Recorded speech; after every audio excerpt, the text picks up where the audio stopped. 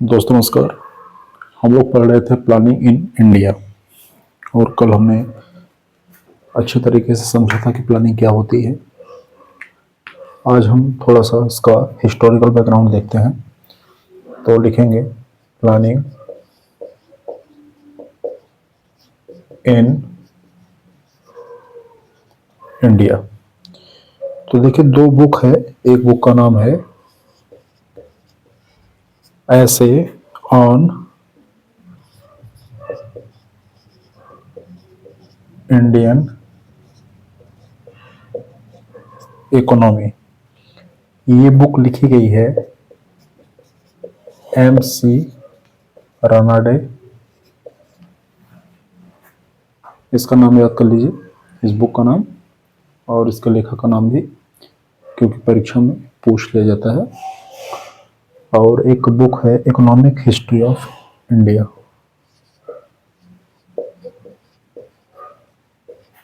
Economic history of India, ये book लिखी गई थी RC दत्ता के द्वारा। ठीक है। एक बुक और है planned economy for India. Planned economy for India, ये बुक लिखी गई थी sir M Visvesvaraya. Sir M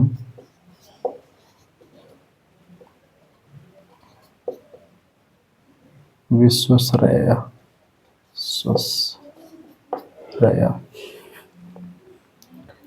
ठीक। ये जो थे, इन्हें भारतीय नियोजन का जनक कहा जाता है। विश्वेश्वरैया है ये, सकलो यार। ठीक है।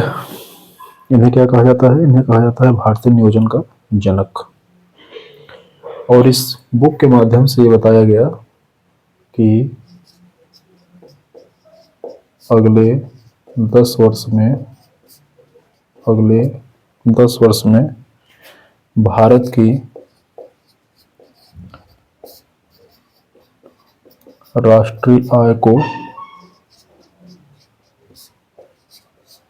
दोगुना कर देंगे। क्लियर? तो ये 3 बुक्स है, इसको अच्छे से इसको याद कर लेंगे और परीक्षा में डायरेक्ट प्रश्न पूछा जाता है। अभी लास्ट एग्जाम में जेमकिंस की बुक के बारे में पूछा गया था। तो ऐसे ही सवाल आते हैं, कोई बहुत रॉकेट साइंस नहीं आता। आज देखते हैं इसके आगे। आपको पता होगा 1938 कांग्रेस का हरिपुरा अधिवेशन, कांग्रेस का हरिपुरा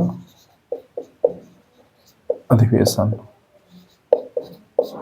और इस समय कांग्रेस के जो अध्यक्ष थे वो कौन थे? तो वो थे सुभाष चंद्र बोस। कौन थे? सुभाष चंद्र बोस थे। उसी समय राष्ट्रीय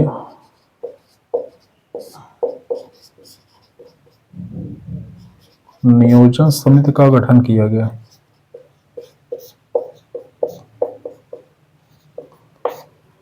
राष्ट्रीय नियोजन समिति का गठन किया गया और इस समिति के अध्यक्ष थे पंडित जवाहरलाल नेहरू। प्रश्न आपसे ये पूछा जा सकता है कि राष्ट्रीय नियोजन समिति का गठन कब हुआ था, तो 1938 कांग्रेस का हरिपुरा अधिवेशन। दूसरा प्रश्न कि राष्ट्रीय नियोजन समिति के गठन के समय कांग्रेस का अध्यक्ष कौन था, तो सुभाष चंद्र बोस थे। तीसरा प्रश्न ये पूछा जा सकता है कि राष्ट्रीय नियोजन समिति का गठन जब हुआ तो उस समिति के अध्यक्ष कौन थे, तो उसके अध्यक्ष थे पंडित जवाहरलाल नेहरू। तो इस बात का ध्यान रखेंगे। ये सब चीज़ें जो आप देख रहे हैं कि भारत आज़ाद होने वाला है, और जब हम आज़ादी की दिशा में कदम बढ़ा रहे हैं तो हम धीरे धीरे इस बात पर भी विचार कर रहे हैं कि हमारी जो प्लानिंग होगी, हमारा जो नियोजन होगा, उसका स्वरूप कैसा होगा। इसलिए हम क्रमबद्ध तरीके से आगे बढ़ रहे हैं। फिर आता है 1941 में। 1941 में आएगा मुदालियर प्लान।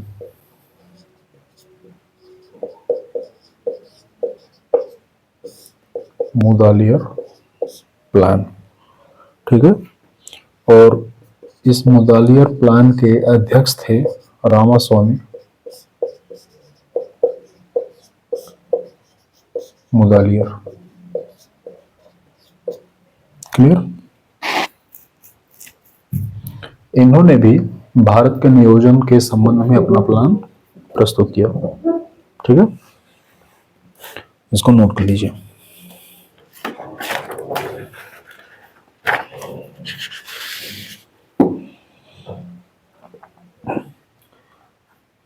अगला आता है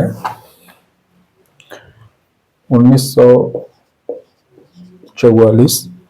इसे कहा जाता है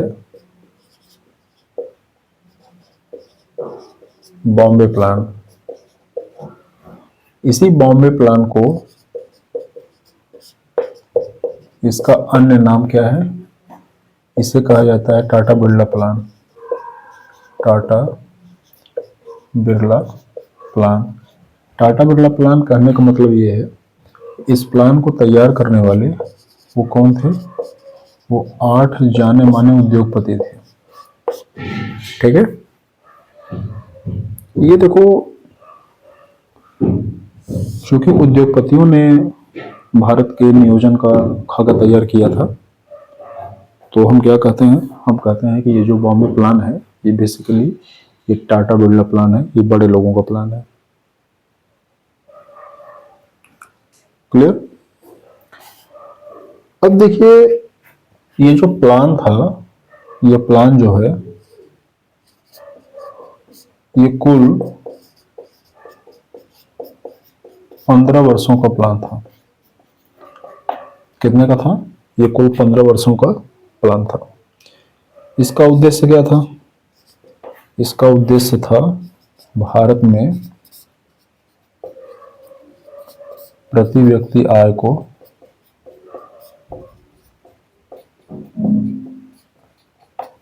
दुगना करना। अब हालांकि ये पूछेगा नहीं परीक्षा में कि उन 8 उद्योगपतियों के नाम बताओ, लेकिन मैं लिखवा नहीं रहा हूं, लेकिन अब इसको जानते रहिए। इसमें JRD टाटा थे, GD बिरला थे, सर्राफ थे, S श्रीराम थे, जॉन मथाई थे, PD टंडन थे, सेठ कस्तूरी भाई थे, और एक थे सर अरदे सी दलाल, ठीक है। अब तक जो ये काम किया गया था, मतलब हमने कहाँ से बताया, जो किताबें लिखी गई थी, या अब तक बॉम्बे प्लान, अब तक ये सारा काम जो है वो भारतीयों के द्वारा किया गया था। क्लियर। अब सरकार के द्वारा भी कुछ काम किया गया। कौन सी सरकार, ब्रिटिश सरकार। तो 1944 में ही 1944 में ही योजना व विकास विभाग बनाया गया। योजना व विकास विभाग, इसकी स्थापना की गई।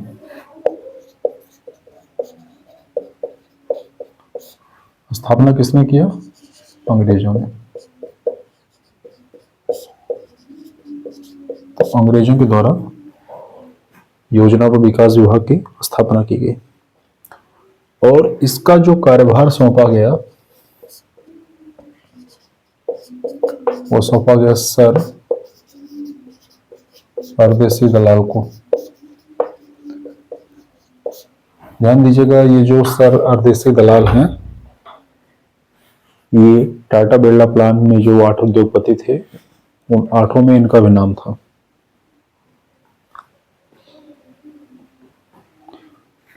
अब 1946 थोड़ा देख लीजिए। 1946 में भारत में अंतरिम सरकार का गठन हुआ।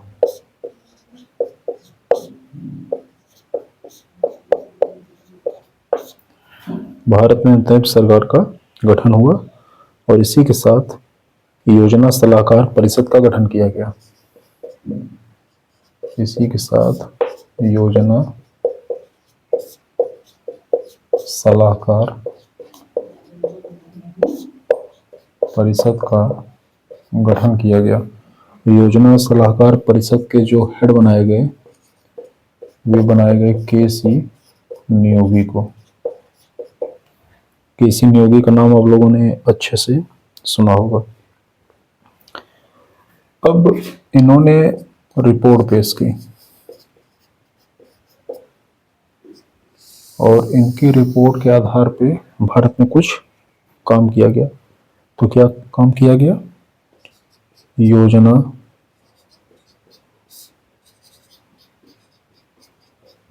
आयोग का गठन किया गया। योजना सलाहकार परिषद का जो गठन किया गया, उस परिषद के जो अध्यक्ष थे वो थे के.सी. नियोगी और इन्होंने अपनी रिपोर्ट जब प्रस्तुत की तो उसी रिपोर्ट के आधार पर योजना आयोग का गठन किया गया और राष्ट्रीय विकास परिषद का गठन किया गया। तो ये 2 संस्थाएं भारत में बनकर तैयार हुई। राष्ट्रीय विकास परिषद का गठन, ये है प्लानिंग कमीशन और इसे आप लोगों ने सुना होगा एनडीसी। ठीक है।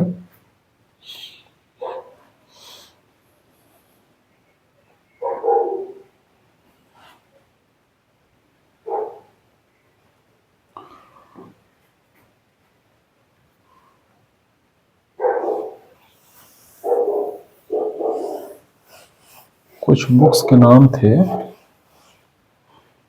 जो छूट गया था, लेकिन अब इसको लिख लीजिए।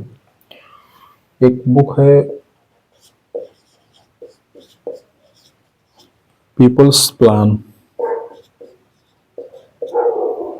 एक बुक है गांधीयन प्लान,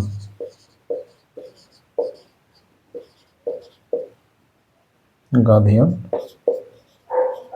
प्लान और एक बुक है सर्वोदय प्लान।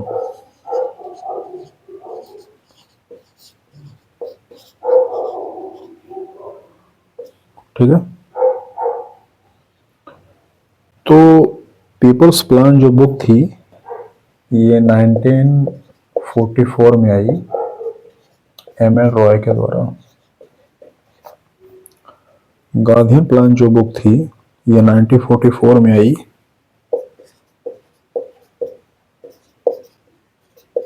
श्रीमान नारायण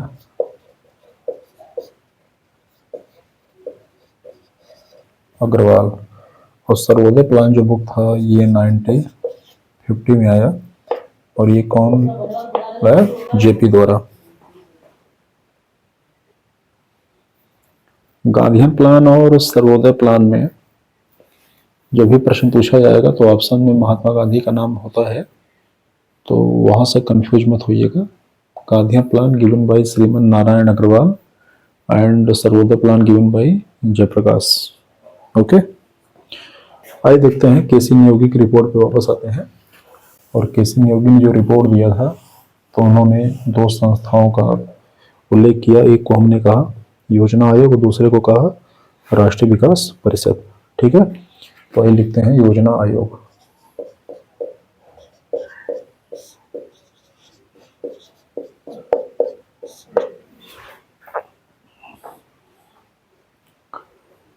योजना आयोग की स्थापना की गई थी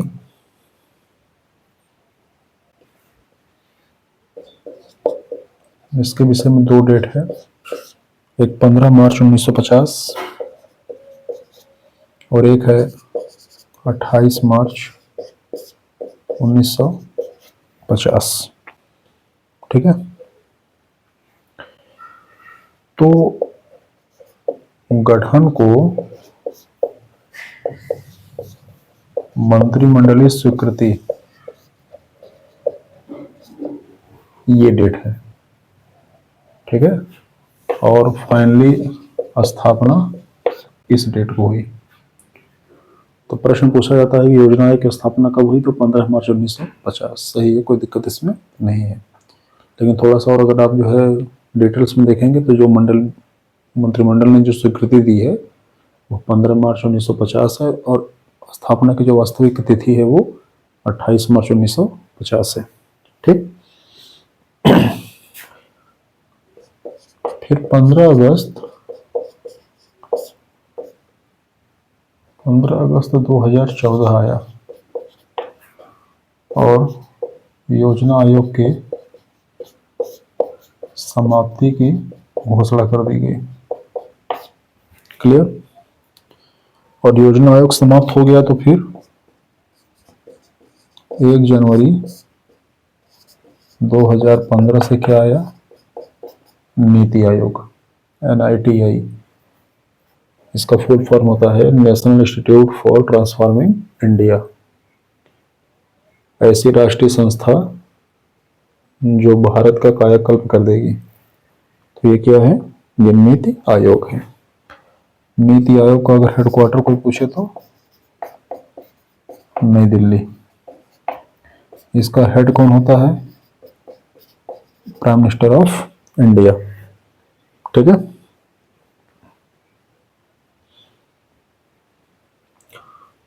योजना आयोग का भी जो हेड होते थे ये भी PM होते थे।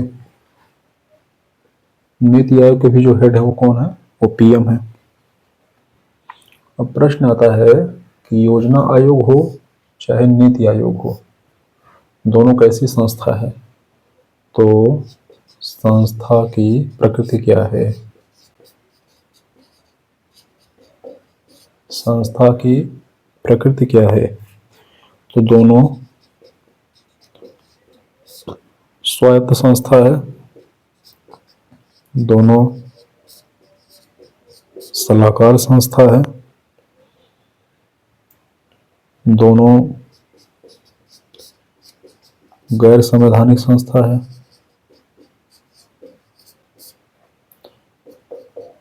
गैर वैधानिक संस्था है।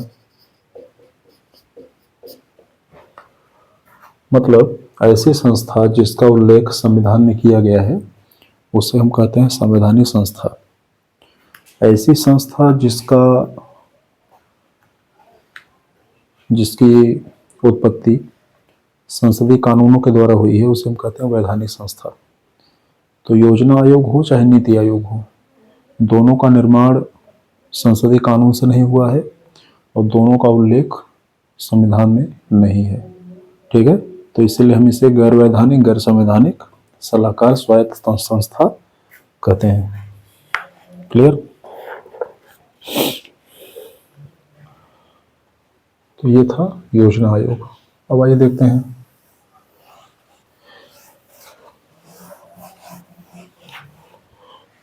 दूसरा क्या है,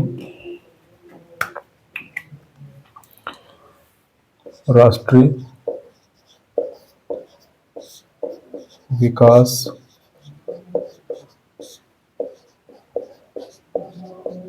परिषद, NDC, राष्ट्रीय विकास परिषद।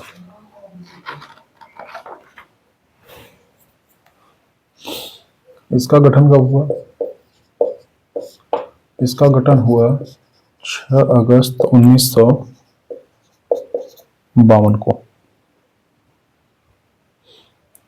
इसके गठन की आवश्यकता क्यों पड़ी, तो आवश्यकता इसलिए पड़ी कि जो योजना आयोग था, योजना आयोग में राज्यों का प्रतिनिधित्व नहीं था।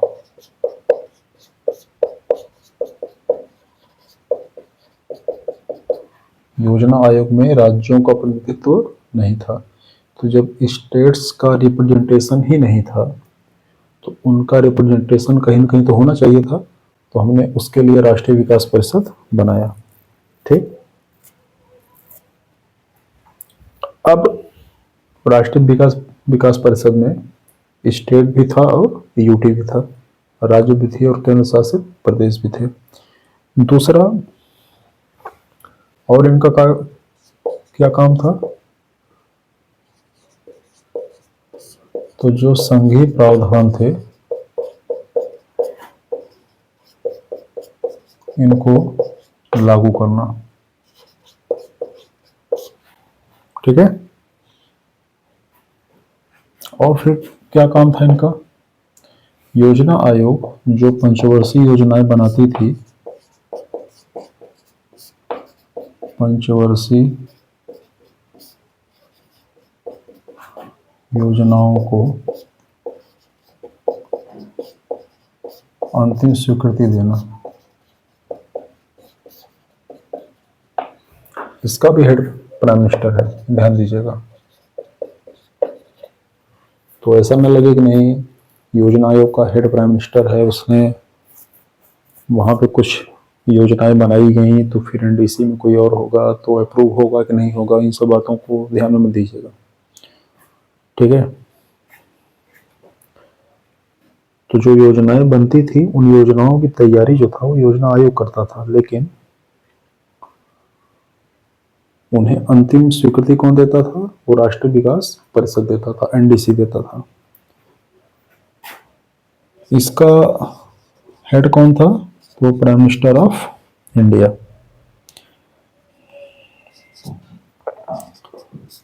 इसका उपाध्यक्ष कौन था? एनडीसी का उपाध्यक्ष कौन होता था? तो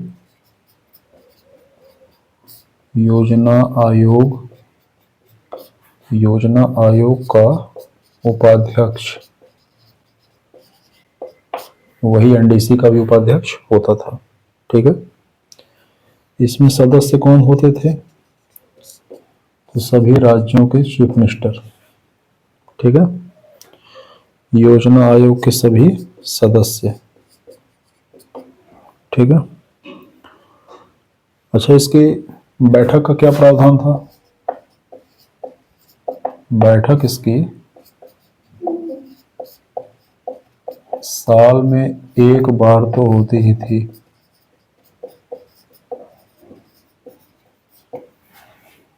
clear?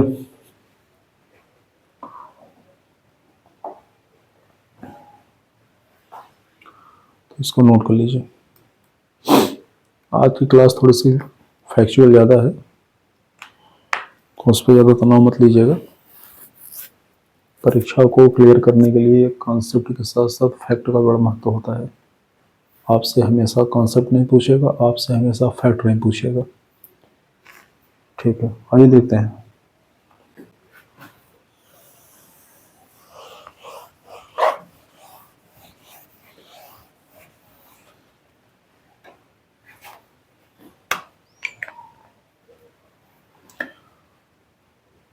Five year plan in India.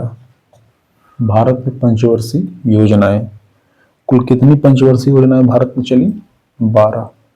कितनी चली? 12। कौन सी पंचवर्षीय योजना कब चली और उसका टैगलाइन क्या था, उसका उद्देश्य क्या था, उसका थीम क्या था? हम इसे लिखेंगे क्योंकि परीक्षा में पूछा जाता है। तो पहला, इसका टाइम पीरियड क्या था? 1951-52 से लेकर 1955-56। ठीक है। और इसका थीम क्या था? कृषि का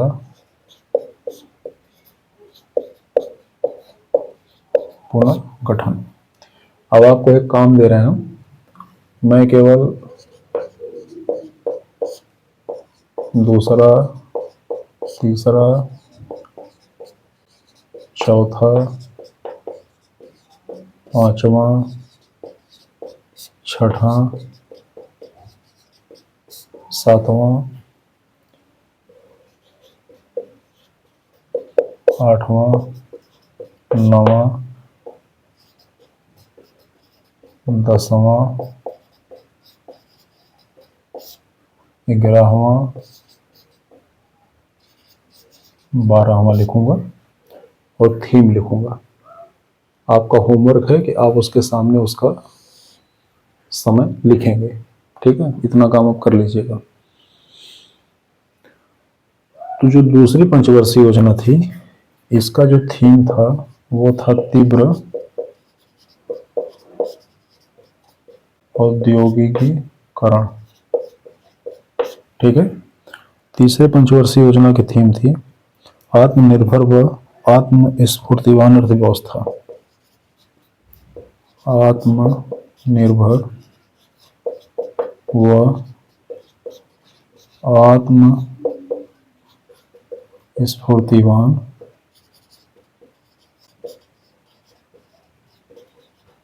अर्थव्यवस्था।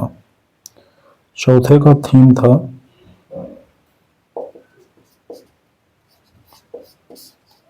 स्थिरता के साथ विकास।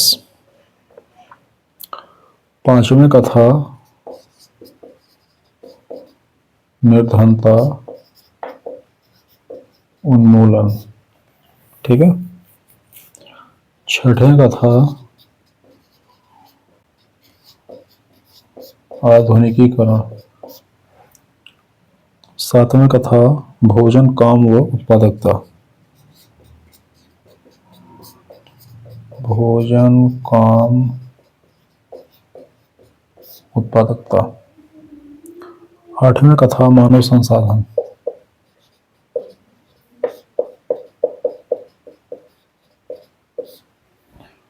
नौवें का था सामाजिक न्याय व समानता के साथ समृद्धि।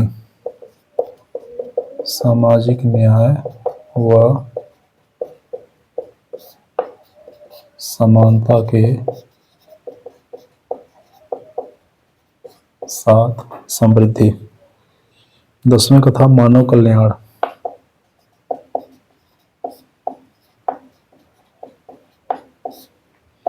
11वें का था समावेशी समृद्धि।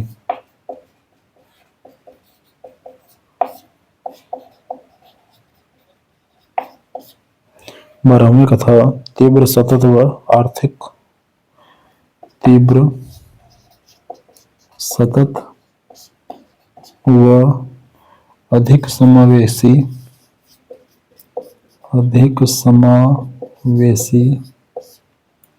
समृद्धि। नोट कर लीजिए। मैं एक बार शुरू से इसको पढ़ देता हूँ, अब नोट कर लीजिए, तब मैं इसको मिटाता हूँ। पहली जो पंचवर्षीय योजना थी, इसकी थीम थी कृषि का पुनर्गठन। दूसरी पंचवर्षीय योजना, इसका थीम था तीव्र औद्योगिकीकरण। तीसरे का था आत्मनिर्भर व आत्मस्फूर्तिवान अर्थव्यवस्था। चौथे का था स्थिरता के साथ समृद्धि विकास। पांचवें का था निर्धनता उन्मूलन। छठे का था आधुनिकीकरण। सातवें का था भोजन काम एवं उत्पादकता। आठवें का था मानव संसाधन। नौवें का था सामाजिक न्याय व समानता के साथ समृद्धि। 10वें का था मानव कल्याण। 11वें का था समावेशी समृद्धि और 12वें का था तीव्र सतत व अधिक समावेशी समृद्धि। आपको करना यह है कि प्रत्येक पंचवर्षीय योजनाओं का जो टाइम पीरियड है उसको आप लिख लेंगे, याद कर लेंगे। याद होना ही चाहिए, मतलब ऐसा ना समझिए कि मुझे नहीं याद है, मुझे तो याद ही है, लेकिन परीक्षा आपको देना है तो आपको भी याद होना चाहिए। थोड़ा सा होमवर्क करेंगे तो ठीक रहेगा। क्लियर? आइए,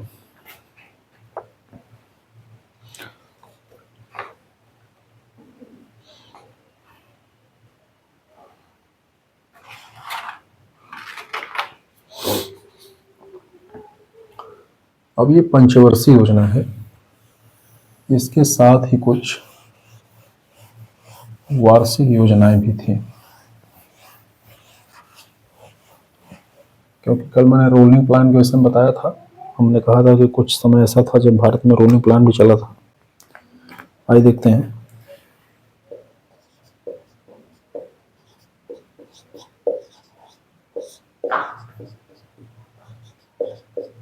वार्षिक योजना देखिए, 3 ऐसा टाइम पीरियड है,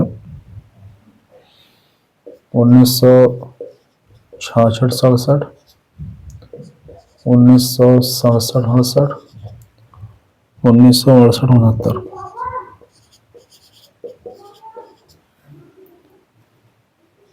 इस समयांतराल को कहा जाता है योजना अवकाश। क्या इसको कहते हैं? योजना अवकाश। योजना अवकाश जो होता है, ये किसी भी देश में नियोजन के राह की बाधा है।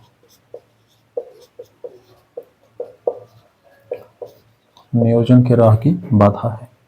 योजना अवकाश का कारण क्या रहा होगा? तो कारण था इसका भारत के प्रथम प्रधानमंत्री पंडित जवाहरलाल नेहरू जी की मृत्यु, दूसरा देश में अकाल की स्थिति थी, और तीसरा भारत कई मोर्चों पर युद्ध लड़ चुका था। 1962 में चाइना से और 1965 में पाकिस्तान से। तो ये सब जो परिस्थितियां बनी, तो इन 3 वर्षों को हम योजना अवकाश कहते हैं। और योजना अवकाश क्या है? ये किसी भी देश में नियोजन की राह की सबसे बड़ी बाधा है। ठीक है, इसको नोट कर लीजिए।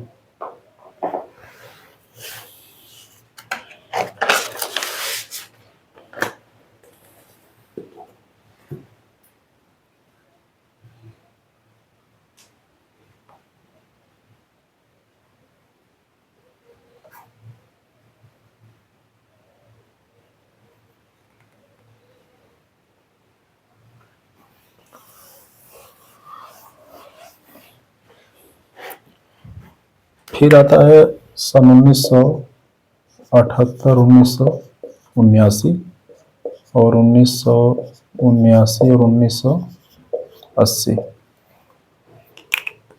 इस समय देश में जनता पार्टी की सरकार थी। तो ये भी जो समय था वो वार्षिक योजनाओं का समय था। इस बात का ध्यान रखेंगे। मतलब सन 75 की इमरजेंसी लगी थी, 2 साल की इमरजेंसी के बाद सन 77 में चुनाव कराया गया और कांग्रेस हार गई और जनता पार्टी जीत गई। तो ऐसी स्थिति में क्या हुआ कि उस समय की कांग्रेस सरकार द्वारा जो भी योजनाएं चल रही थी उनको रोककर वार्षिक योजना प्रस्तुत किया गया। ठीक है। फिर आता है एक समय 1990-91 और 1991-92। ये इस समय देश में आर्थिक संकट की स्थिति थी। देश में आर्थिक संकट की स्थिति थी। फिर P V. Narasimha Rao prime minister बने, डॉक्टर मनमोहन सिंह वित्त मंत्री बने और एलपीजी मॉडल लेकर आए, जिसे हम उदारीकरण, निजीकरण और वैश्वीकरण कहते हैं। ठीक है।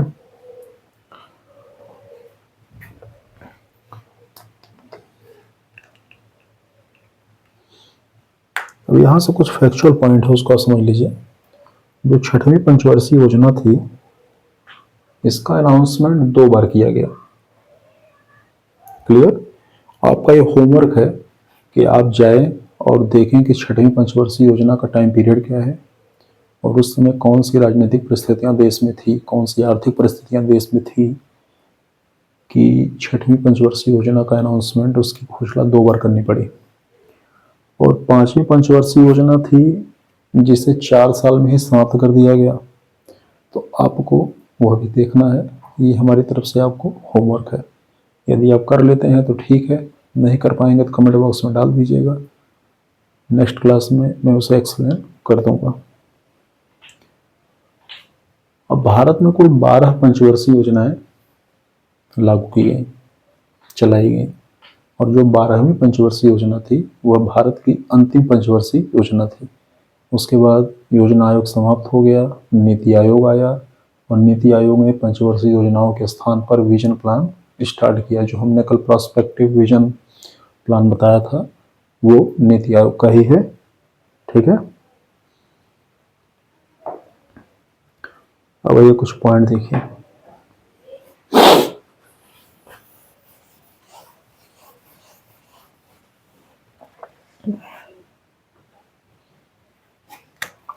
देखिए, भारतीय योजनाओं की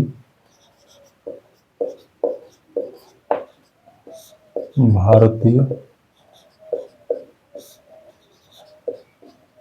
योजनाओं की दीर्घकालिक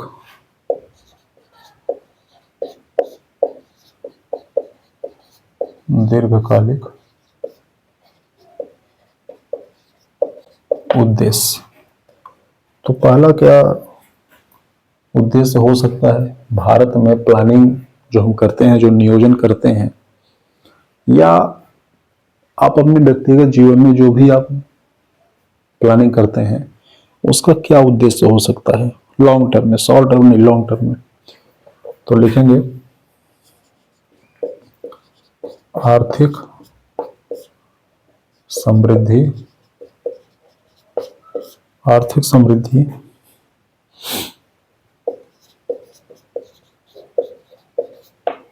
की ऊंची दर प्राप्त करना।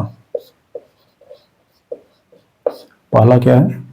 पहला है आर्थिक समृद्धि की ऊंची दर प्राप्त करना। ये सही बात है, ये कोई भी चाहेगा, ऐसा चाहना कोई गलत बात नहीं है।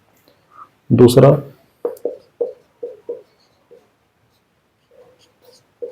सामाजिक न्याय। ठीक है। तीसरा, गरीबी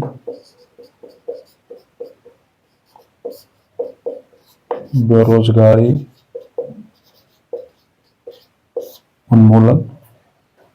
ये भी सही है, देश से गरीबी समाप्त हो जाए, बेरोजगारी समाप्त हो जाए। आर्थिक क्षेत्र में आत्मनिर्भरता प्राप्त करना। ठीक है। और क्या हो सकता है? आधुनिकीकरण, समाज मॉडर्न हो जाए। कब तक जो है चिट्ठी लिख के जो कबूतर के गले में फंसाते रहेंगे। ठीक। और क्या लक्ष्य हो सकता है? मानव संसाधन का विकास। देखिए, मैंने बताया था उस दिन कि मनुष्य अपने आप में एक संसाधन है।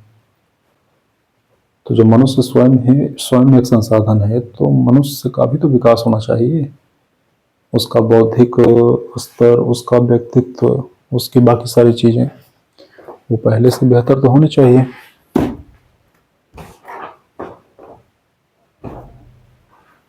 ठीक है।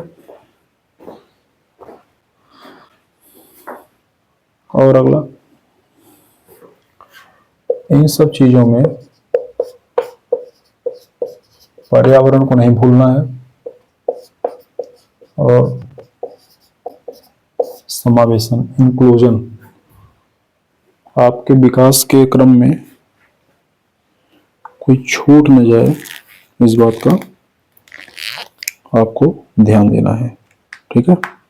तो इसको एक बार आप नोट कर लीजिए।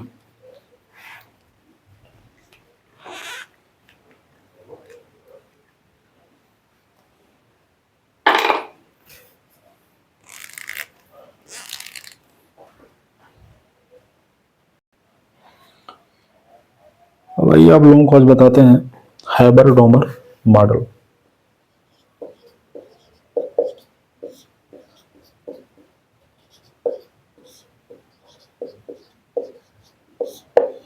ये कहता भैया कि जो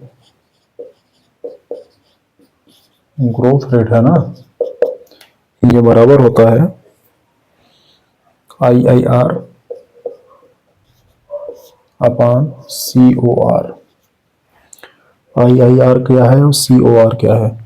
तो IIR का मतलब होता है इनकम इन्वेस्टमेंट रेशियो।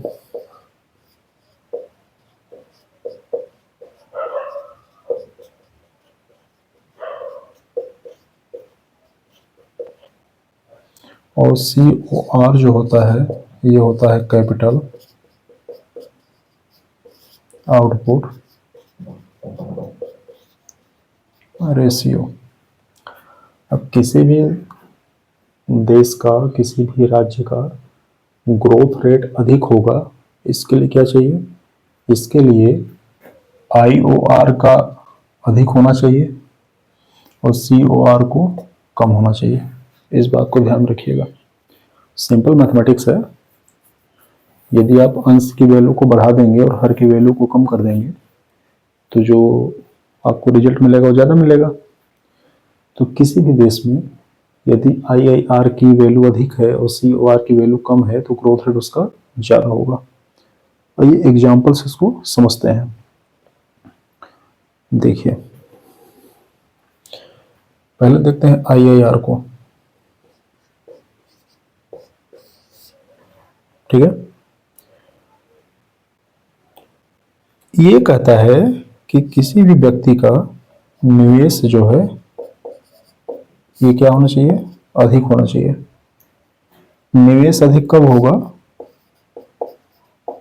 जब इसका बचत अधिक होगा। तो मान लो दो व्यक्ति हैं, एक A राम और एक B राम।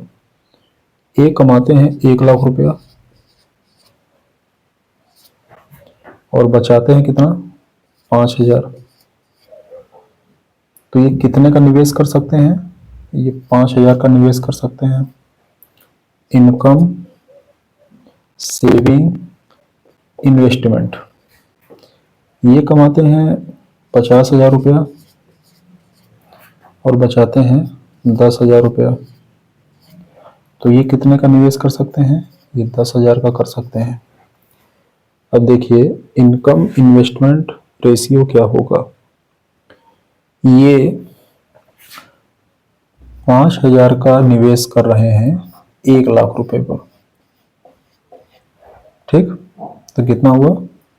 1 2 3 1 2 3 5 20 1/20 1/20। ये कितना आएगा? 0.05। ठीक है, और यहाँ पे ये हो गया 10,000 बटा 50,000। ये हो गया 1/5, मतलब 0.2।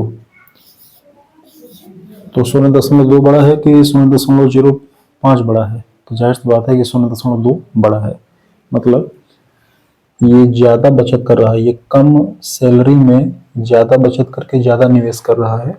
इसका मतलब कि इसका जो IIR है ये अधिक है। और ये क्या है? ये अधिक सैलरी में भी कम बचत कर रहा है। इसका मतलब इसका जो IIR है वो क्या है? कम है। ठीक है, और आइए देखते हैं COR क्या है। तो कम वेतन में अधिक बचत करेंगे और तो आपका IIR की वैल्यू अधिक होगी, और अधिक वेतन में अधिक कम बचत करेंगे तो आपके IIR की वैल्यू वो कम होगी। ये क्या है? ये इनकम इन्वेस्टमेंट रेशियो है। ठीक है, अब आइए अगला देखते हैं, COR को समझते हैं। ठीक है, यहाँ लिख देते हैं COR।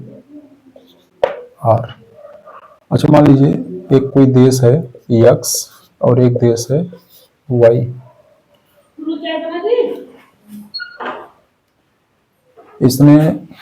इसके पास X के पास 1 लाख रुपए पूंजी है और Y के पास भी 1 लाख रुपए पूंजी है। इसने 1 लाख रुपए पूंजी में X ने 20 मोबाइल फोन बनाया।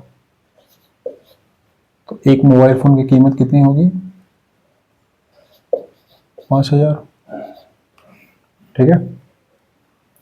और इसने 1 लाख रुपए में 50 मोबाइल फोन बनाया, तो इसके मोबाइल फोन की कीमत कितनी होगी?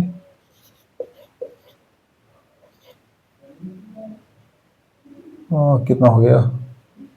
4, 1, 5,000, 20,000। हाँ ठीक है, देखो यार कैलकुलेशन गलत हो जाता है।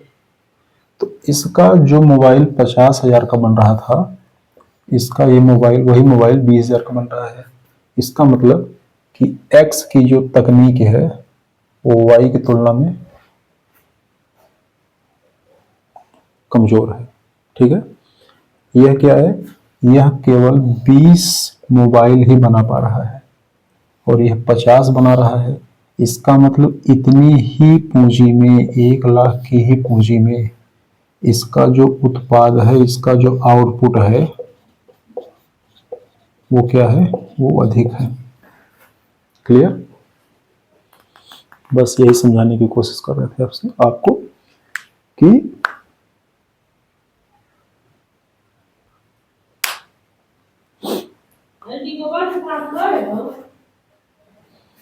अरे ये रेट कम करो यार, ये फिर गलत हो गया। आप लोग पूरा कर देख लीजिएगा, कॉन्सेप्ट समझिए मैं क्या कहने की कोशिश कर रहा हूँ। और थोड़ा सा माइंड जो है वो डाइवर्ट है, हो नहीं पा रहा है। ठीक है।